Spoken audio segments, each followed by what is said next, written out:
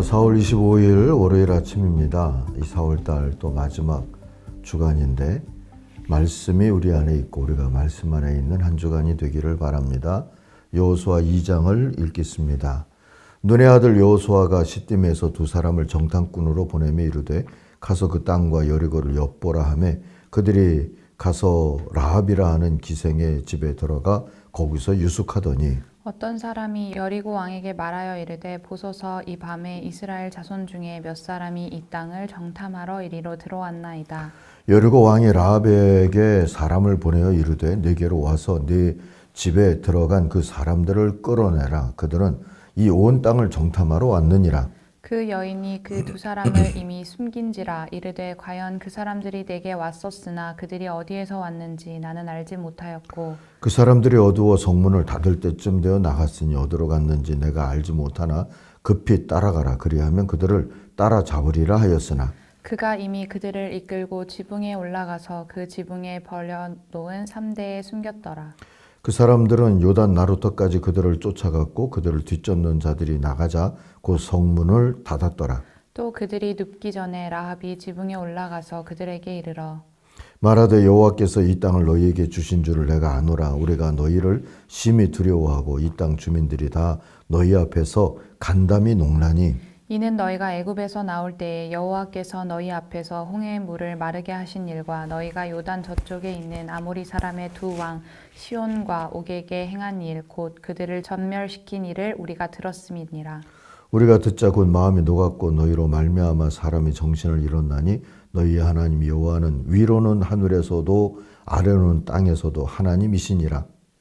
그러므로 이제 청하노니 내가 너희를 선대하였은즉 너희도 내 아버지의 집을 선대하도록 여호와로 내게 맹세하고 내게 증표를 내라. 그리고 나의 부모와 나의 남녀 형제와 그들에게 속한 모든 사람을 살려주어 우리 목숨을 죽음에서 건져내라. 그 사람들이 그에게 이르되 내가 우리의 이 일을 누설하지 아니하면 우리의 목숨으로 너희를 대신할 것이요 여호와께서 우리에게 이 땅을 주실 때에는 인자하고 진실하게 너를 대우하리라. 라합이 그들을 창문에서 줄로 달아내리니 그의 집이 성벽 위에 있으므로 그가 성벽 위에 거주하였음이라. 라합이 그들에게 이르되 두렵건대 뒤쫓는 사람들이 너희와 마주칠까 하노니 너희는 산으로 가서 거기서 사흘 동안 숨어 있다가 뒤쫓는 자들이 돌아간 후에 너희의 길을 갈지니라. 그 사람들이 그에게 이르되 네가 우리에게 서약하게 한 이 맹세에 대하여 우리가 허물이 없게 하리니 우리가 이 땅에 들어올 때에 우리를 달아내린 창문에 이 붉은 줄을 매고 내 부모와 형제와 내 아버지의 가족을 다 내 집에 모으라. 누구든지 내 집 문을 나가서 거리로 가면 그의 피가 그의 머리로 돌아갈 것이요 우리는 허물이 없으리라. 그러나 누구든지 너와 함께 집에 있는 자에게 손을 대면 그의 피는 우리의 머리로 돌아오려니와 내가 우리의 이 일을 누설하면 내가 우리에게 서약하게 한 맹세에 대하여 우리에게 허물이 없으리라 하니 라합이 이르되 너희의 말대로 할 것이라 하고 그들을 보내어 가게 하고 붉은 줄을 창문에 매니라.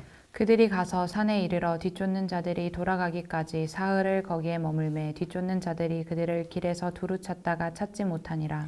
그 두 사람이 돌이켜 산에서 내려와 강을 건너 눈의 아들 여호수아에게 나아가서 그들이 겪은 모든 일을 고하고 또 여호수아에게 이르되 진실로 여호와께서 그 온 땅을 우리 손에 주셨으므로 그 땅의 모든 주민이 우리 앞에서 간담이 녹더이다 하더라. 아멘. 하나님의 나라와 의리 오늘 묵상의 제목입니다. 11절 12절 요절로 삼습니다. 과연 주 당신들의 하나님만이 참 하나님이십니다. 내가 당신들에게 은혜를 베풀었으니 이제 당신들도 내 아버지의 집안에 은혜를 베푸시겠다고 주님 앞에서 맹세하십시오. 자, 이렇게 은혜 이야기인 이 여호수아 2장 은혜라고 번역된 것은 구약성경의 헤세드, 선대, 오늘도 나오지만 자비, 친절, 여러 말로 번역할 수 있는 것이죠. 이 단어가 나온 이 여호수아 2장은 어떻게 시작을 합니까? 1절을 먼저 보십시다.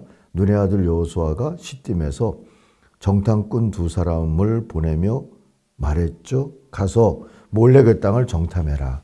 특히 여리고 성을 잘 살펴라. 그랬어요. 그곳을 떠나서 어느 창녀의 집에, 우리 성경에는 기생이라고 되어 있는데요. 또 요세푸스라고 하는 역사가는 여관 주인이라고 그렇게 표현을 해줍니다. 어쨌든 어느 창녀의 집에 들어가서 묵게 되죠.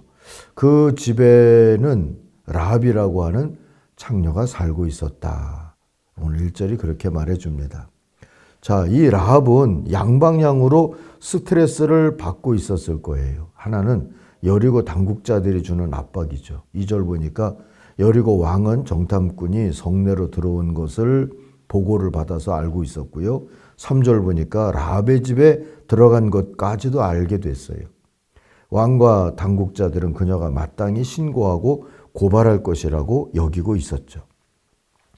또 하나의 압박은 그녀가 익히 들어왔던 출애굽한 이스라엘을 위해서 행하셨던 하나님의 위대한 행동, 그것에 대한 경외감으로부터 왔습니다. 이 라합은 10절에 보니까 하나님이 홍해의 물을 마르게 하신 일도 알고 있었고 요단강 동쪽에 있는 아모리 사람의 두 왕 시혼과 옥을 진멸시킨 그런 일도 알고 있었습니다. 이런 양방향의 압박에 대해서 라합이 취한 행동을 보세요. 여리고 왕과 당국자들에게는 이렇게 말하죠. 4절 5절입니다. 그 사람이 저에게 오기는 했습니다만 어디서 왔는지 저는 알지 못합니다. 그리고 어두워서 성문을 닫을 때쯤 떠났는데 어디로 갔는지도 알지 못합니다. 빨리 사람을 풀어서 뒤쫓아가면 따라잡을 수도 있을 겁니다. 정탐꾼들을 숨겨주고 탈출을 돕기 위해서 적극적으로 이렇게 움직였던 거죠. 반면에 정탐꾼들에게는 이렇게 말하죠. 9절 이하입니다. 우리는 하나님이 하신 일을 듣고 간담이 손을 했고 당신들 때문에 정신이 아득해졌습니다. 위로는 하늘에서 아래로는 땅 위에서 과연 하나님만이, 당신들이 섬기는 하나님만이 참 하나님이십니다. 내가 당신들에게 은혜를 베풀었으니 이제 당신들도 내 아버지의 집안에 은혜를 베푸시겠다고 주님께 맹세해 주십시오. 그것을 지키겠다는 징표도 주십시오. 그리고 나의 부모와 자녀, 형제, 자매들과 그들에게 속한 모든 식구를 살려주시고 죽지 않도록 우리의 생명을 구해 주십시오. 자, 라합의 이런 행동을 하나님 앞에서 의리를 지켜 살 길을 택했다. 이렇게 표현해도 좋을 듯 합니다.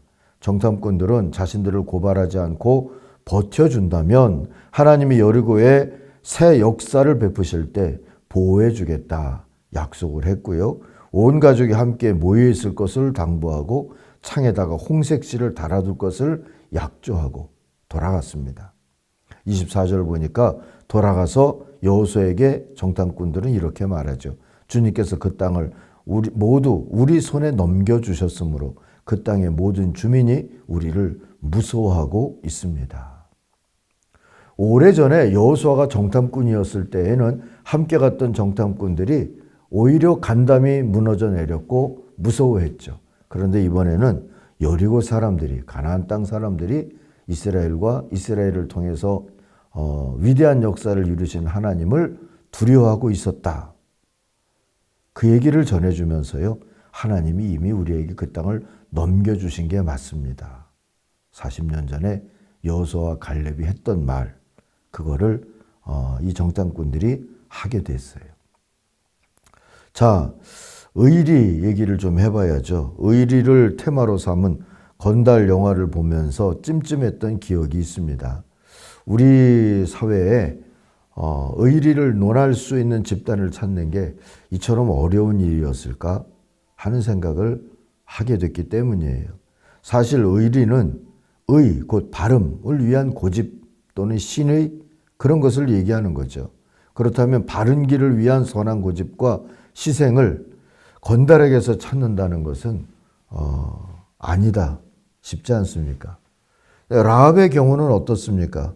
여리고를 파괴하려는 편에 가담한 여리고의 창녀 라합을 여리고의 기득권층은 배반자라고 할 것입니다. 그러나 바른 길, 의라는 관점에서 보면 라합은 의리의 여인이라고 할 수가 있죠. 그녀의 의리의 행동으로 인해서 여리고는 정탐꾼들을 놓쳤지만 그로부터 역사의 바른 길이 열리게 됐고요. 그녀의 가족들은 그 길에 동참할 수 있는 기회를 얻었습니다. 때로 독재에 협조하는 것도, 불의한 침략 전쟁에 가담하는 것도, 맹목적인 애국 애족이라는 것도 의리라는 이름으로 치장될 수가 있죠. 그러나 그것 때문에 세상은 오히려 더 평화롭지 못할 때가 많죠. 그러므로 그런 것들을 의리라고 하기는 어렵습니다. 바른 길이 아니기 때문이죠. 바른 길을 고집하는, 그리고 바른 길을 향하여서 신의를 지키는 그 자세가 바로 의리다. 이렇게 오늘 우리가 이해하면 좋을 듯 합니다. 언제든 하나님의 나라를 희망하는 의리의 행동이 세상을 바꿀 수가 있습니다.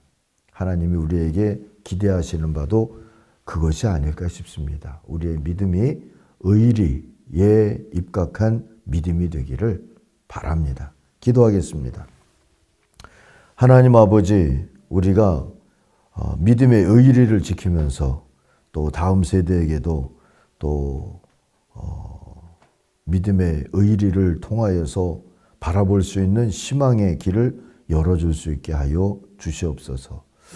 하나님, 흔들리고 있는 믿음의 사람들이 있거든 또 오늘도 붙잡아 주셔서 하나님의 인도해 주시는 걸음을 신뢰하면서 하나님과 맺은 믿음의 약속들을 지키며 살게 하여 주옵소서.